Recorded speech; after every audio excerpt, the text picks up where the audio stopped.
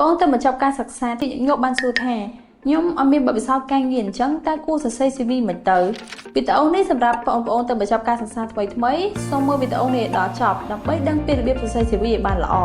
ទី1គឺបងប្អូនត្រូវកំណត់គោលដៅរបស់បងប្អូនថាតើបងប្អូនចង់ធ្វើការងារផ្នែកអ្វីសម្រាប់ជាឧទាហរណ៍បើសិនបើបងប្អូនចង់ធ្វើផ្នែកលក់គឺបងប្អូនត្រូវផ្ដោតសំខាន់ទៅលើការប្រស្រ័យទាក់ទងនិងលទ្ធផលជារឿងសំខាន់ទី2គឺការផ្សារភ្ជាប់បទពិសោធន៍នៅសាកលវិទ្យាល័យទៅជាជំនាញសម្រាប់បងប្អូនទៅបញ្ចប់ការសិក្សាថ្មីបងប្អូនត្រូវបញ្ចូលនៅអ្វីដែលបងប្អូនធ្លាប់បានធ្វើនៅក្នុងសាលាដែលមានដូចជាការចូលរួមក្លឹបសិក្សា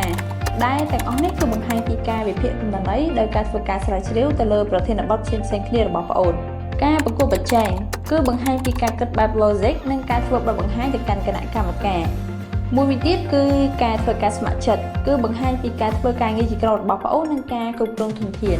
ទី3គឺបងប្អូនត្រូវបង្ហាញលទ្ធផលដោយលើកទិន្នន័យច្បាស់លាស់មកបញ្ជាក់សម្រាប់ជាឧទាហរណ៍បើសិនបើបងប្អូនបានចូលរួមកម្មវិធីស្ម័គ្រចិត្តមួយដែលគេហៅថា Career Fair event នេះមានអ្នកចូលរួមជាង 1200 នាក់ដែលក្នុងនោះមានជាយុវជននិងនិស្សិតទៅបញ្ចប់ការសិក្សាហើយមានចំនួន180នាក់ទទួលបានការហៅសម្ភាសន៍ក្នុងរយៈពេល2សប្តាហ៍បន្ទាប់ពីការដាក់ពាក្យនៅក្នុងកម្មវិធី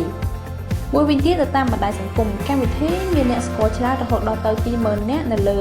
បណ្ដាញសង្គម Facebook អញ្ចឹងជាលទ្ធផលគឺបងប្អូនបានជួយឲ្យយុវជនជាច្រើនទទួលបានឱកាសការងារហើយទាំងអស់នេះក៏បានបង្ហាញពីជំនាញផ្នែកលក់របស់បងប្អូនផងដែរដោយហេតុផលនេះហើយដែលបងប្អូនអាចសរសេរ CV មួយបានយ៉ាងល្អទោះបីជាបងប្អូនមិនមានបទពិសោធន៍ការងារក៏ដោយ